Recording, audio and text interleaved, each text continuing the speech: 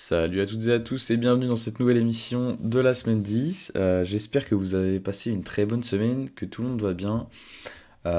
Évidemment, avant de commencer cette vidéo est en aucun cas un conseil en investissement. Les valeurs que je propose, je ne propose pas de les acheter ni de les vendre. Donc, cette petite semaine niveau actualité, on n'a pas... c'est des choses qu'on avait déjà avant.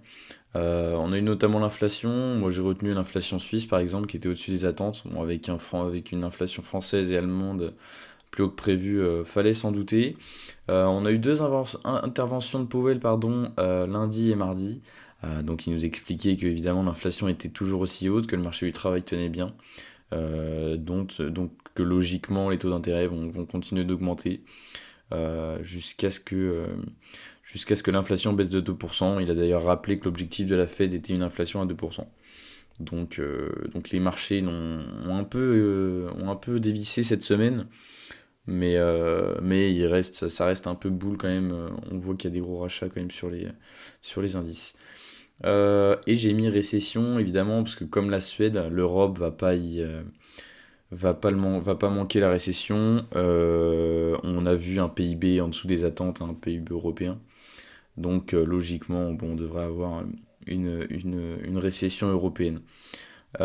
Et par contre, chose positive, ce sont les obligations d'État. Donc obligations d'État, notamment l'américain. La semaine dernière, on était sur les 4%, là on est à 3,7%. Donc on a eu quand même des sacrées baisses par rapport à la semaine dernière. Euh, Plutôt positif hein, d'ailleurs, ces baisses d'obligations. Je vous propose de commencer tout de suite avec l'analyse technique, donc avec le Brent comme d'habitude. Euh, voilà. Alors le Brent nous a fait une semaine plutôt négative. Je vois qu'on est revenu tester ces niveaux-là, hein, que j'avais délimités maintenant depuis le 21 décembre. On est revenu, donc moment parfait pour vendre, hein, comme je vous l'avais dit, hein, on vend sur les résistances, on achète sur les supports. Chose positive, c'est que le support horizontal tient toujours, donc plutôt beau support horizontal, euh, euh, diagonale plutôt. Fallait s'en servir, passer à l'achat pour ensuite revendre sur ce niveau de support, ce niveau de résistance, pardon, beau niveau qu'on avait eu.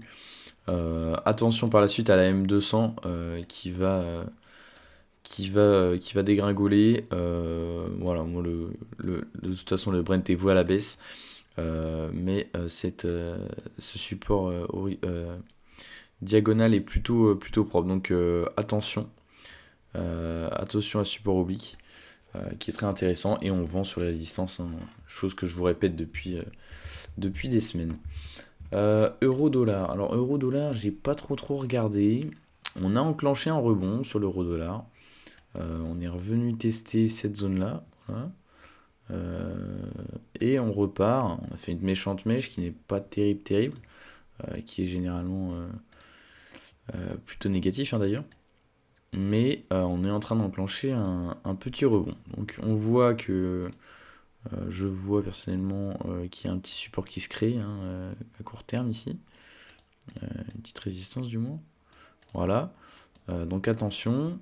On a ce support là aussi qui est prolongé. Donc pour la semaine prochaine, pourquoi pas jouer une petite vente pour tenter le rebond sur cette zone là et viser cet objectif là.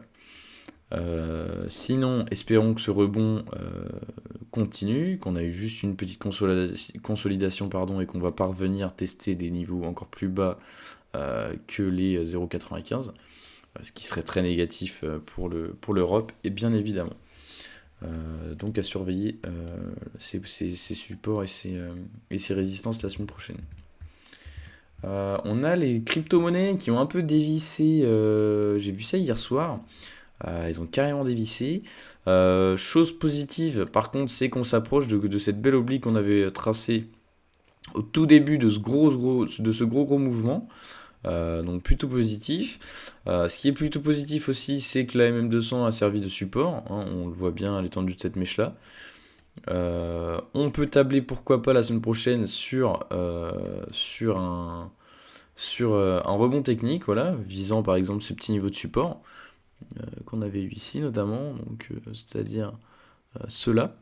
On pourrait, voilà, pourquoi pas retourner sur ce niveau-là, donc jouer ce rebond-là, justement, ce qui nous ferait 4-5%, donc pourquoi pas tenter, ça me paraît plutôt intéressant, puisque là, je pense qu'on est sur une baisse assez exagérée quand même sur les cryptos, on a pris moins 15, donc voilà, donc les résistances restent identiques à court terme, euh,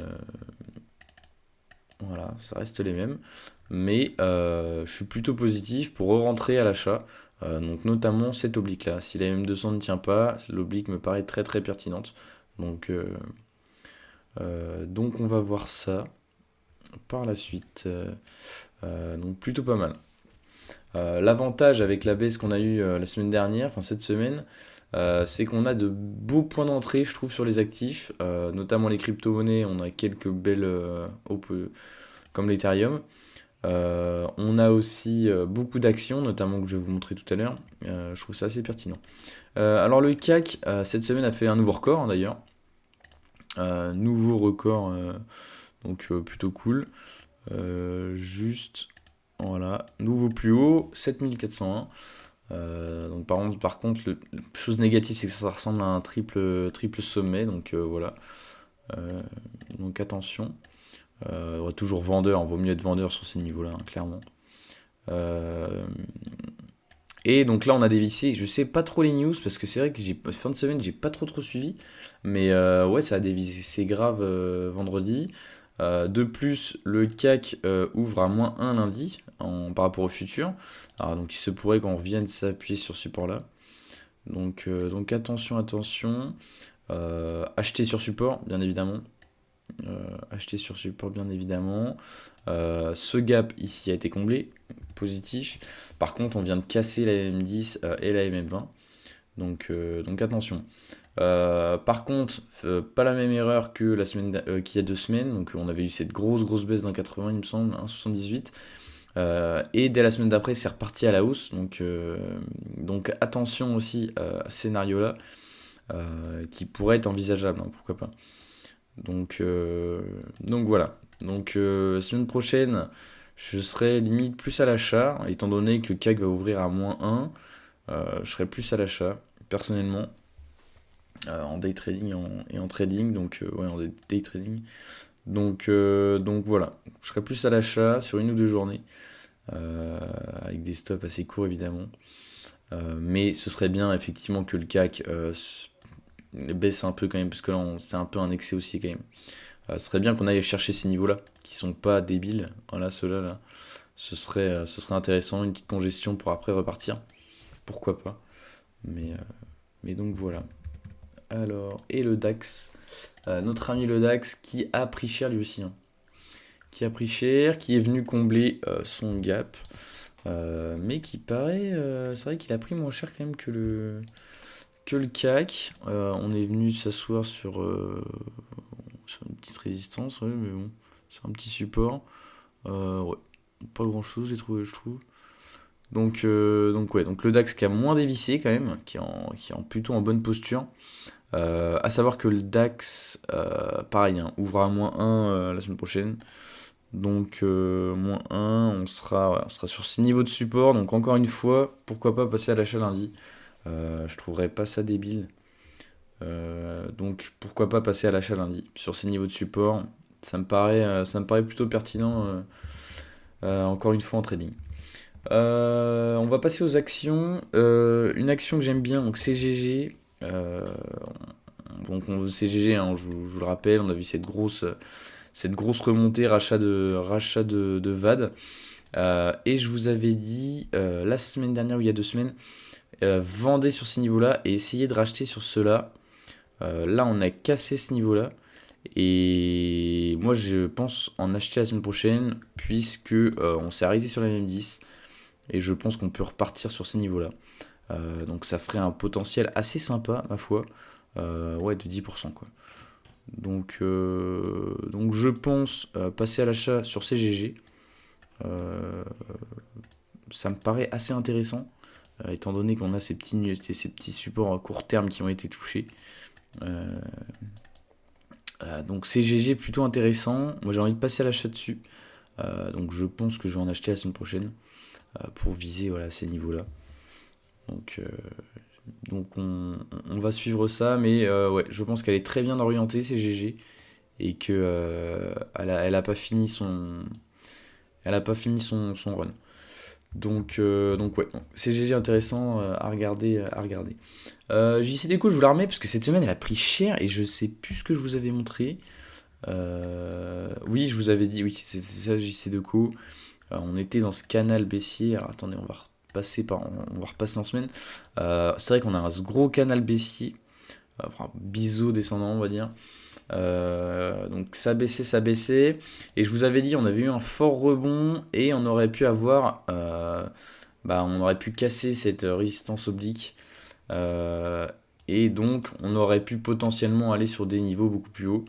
Malheureusement là, le cours a dévissé jeudi, on a fait ouais, moins 17 et vendredi moins 2. Donc compliqué, d'où l'intérêt de mettre un stop, hein. Mais bon, après, là, techniquement, il n'y avait pas de validation. Il n'y avait pas une bougie qui a clôturé au-dessus de l'oblique, donc tant mieux pour nous. Mais voilà. Par contre, chose intéressante, JC Deco, et nous intéressera au niveau de la M200 et au niveau du bas du biseau. Donc JC Deco, par exemple, voilà, à surveiller dans cette zone-là, autour de la M200, autour de l'oblique baissière. Moi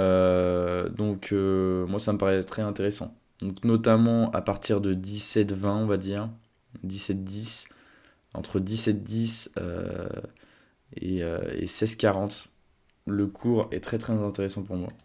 Donc pareil, on va voir ça. On va voir ça par la suite, on va suivre cette action, mais ça pourrait être un niveau de support très intéressant. Donc on va la suivre. Sanofi, alors Sanofi, c'est oblique, on l'a passé. On est venu retester d'ailleurs un beau niveau. Ah non, c'était jeudi dernier. On est revenu tester un beau niveau. Donc avec un CAC qui a pris plutôt cher la semaine dernière, enfin cette semaine, elle est plutôt résiliente Sanofi, donc j'aime bien. On a beaucoup de moyennes mobiles de plus qui sont ici pour faire support. Donc on a les 4 moyennes mobiles. Donc bon, les miennes c'est 250, 20 et 10. Donc il y a du monde dessous. Moi je pense qu'on va directement aller chercher ces niveaux-là. Euh, voilà, au vu de cette journée par exemple de jeudi dernier, racheter directement, on repasse au-dessus. Non, je pense que Sanofi elle est très très bien orientée pour cette année 2023.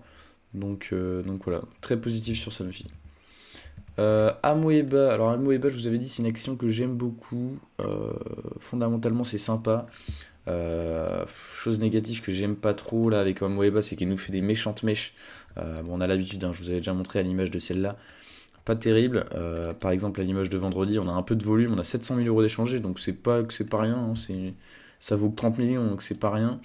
Dans la journée, on était à plus 15, on a fini à plus 3, donc c'est pas terrible. On a quand même des personnes qui se placent, donc c'est bien, mais c'est pas non plus terrible. Euh, voilà. Donc ouais, pas terrible à Moeba, même si je la trouve sympa. Euh, je pense que d'ailleurs il va valoir plus, mais techniquement c'est délicat. Ces mèches plombent un peu le cours. Donc voilà. On a Visiomètre Group aussi que je voulais vous reparler.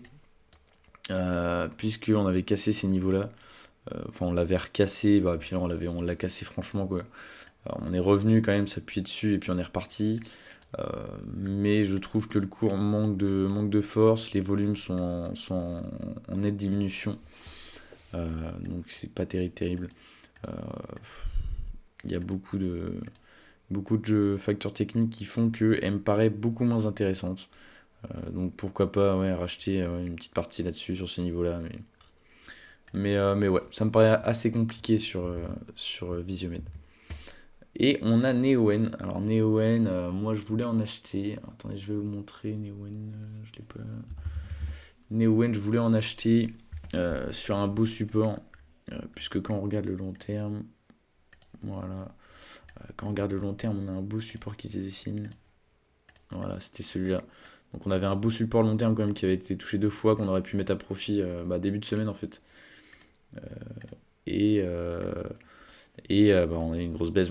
En fait, Neoen a lancé une augmentation de capital de 950 millions d'euros. Et bah, le cours met à 23 euros, je crois, par action, un truc comme ça. Donc pas terrible, terrible. Pas terrible, terrible du tout, même. Là, on a ouvert un gap baissier assez gros d'ailleurs, hein. Voilà, on a ouvert un gap baissier, donc jamais bon. Euh, et le support, là, moi, ce support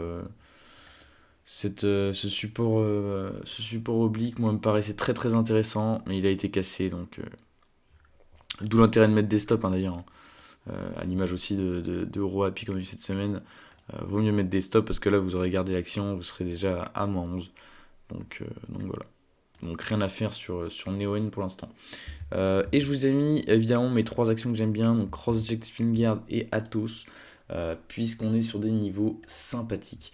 Euh, tac, tac, tac, tac, tac, je m'y retrouve plus avec les lignes de ProRealTime. Ça c'est la mienne, hop. Ouais, donc niveau sympa que j'aime bien avec CrossJect, c'est que c'est vrai qu'ici, on a une belle... Non, c'est pas celui-là. Hop, tac, voilà, et tac. Donc ce niveau-là, moi j'aime bien. Ouais, on a des belles obliques avec CrossJect. Donc moi personnellement, j'ai envie de rentrer dessus, mais pour du long terme, j'attendrai bah, qu'elle aille un peu sur l'oblique, qu'elle prenne le temps de congestionner, qu'elle casse pas les 5 et qu'elle revienne maintenant sur des niveaux à la 4,70. Moi j'aimerais bien passer à l'achat sur du 4,70 sur CrossJect, ce serait cool. On a toujours autant d'acheteurs.